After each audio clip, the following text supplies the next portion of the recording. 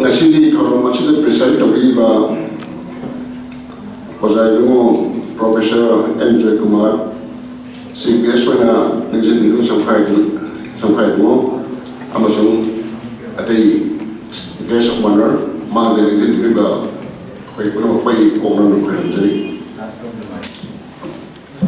ngasi thorong ngasi matang dah ayam yang tak na wahai yang itu pun saja. Ihan ada bagi putih konjau di waktu nanti. 1854 dah, Thailand ni apa konjau pada hari ini seorang jadi kita mungkin memang dah. Aku ni prithivi macam mana, yang nak satiba langkah memasuk dia. Hari ini apa ni Crimea War ni, Inggris ke, Rusia ke. Langkah tadi peminda Battle of Bakalava ini kali. Masih langkah si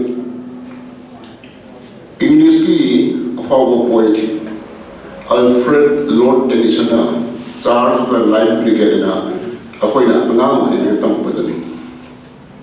Masih langkah si significance kayo. Inggris ki Light Brigade apa? Light Brigade hai bagi semua langkah sanipan. yang oil itu apa, semua mana itu apa, mission apa kata, Rusia ni position dah, Charles tahu dah, kajian mana itu, mana kajian itu commander ni order se, lale hai kasi, uji light brigade ki commander sukhangi, makoi ni semua lagi cari panjang, kau ini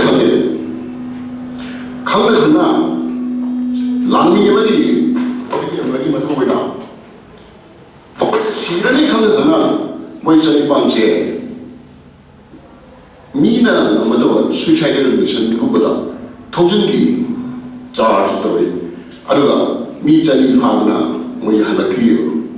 Punggol ki mana ka sipai satu, amal jam masuk bola misi ho gaya se. Arai lagi, masih se khagna. Yang kuina apa ini pertama masih kuida masih lagi lautoga apa lami singi keno berkiba malu orang ini sila ours is not to ask why, ours is to do and die.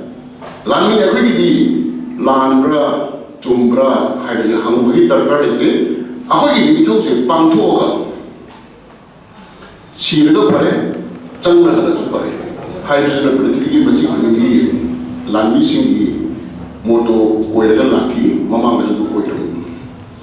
Aina masih bertanya putus lagi kayak gitu. Ningkau paling betul jadi macam tak paisi.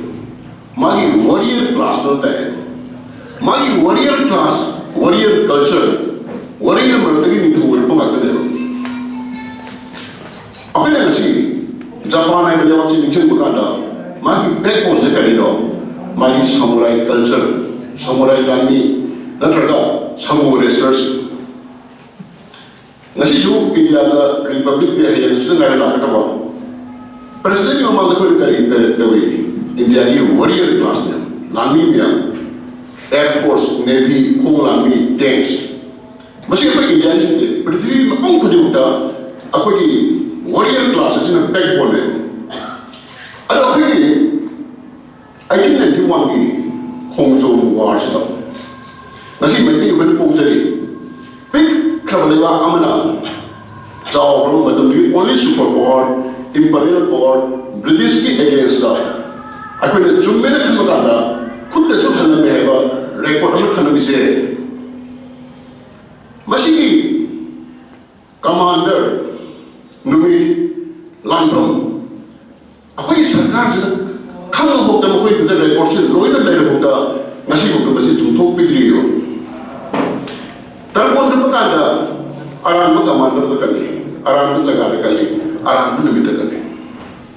Isin nasi di bagian apa itu lele, aku ni berani. Ini muda.